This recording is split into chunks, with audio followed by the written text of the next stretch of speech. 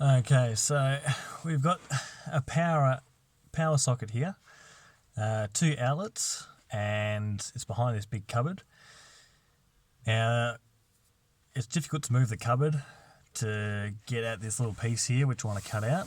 I've marked where I have to cut up to get access to that power socket there.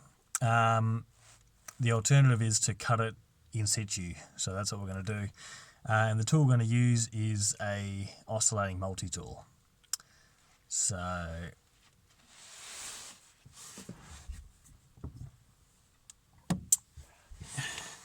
here's the Metabo oscillating multi-tool we'll be using. Just a standard wood cutting blade there.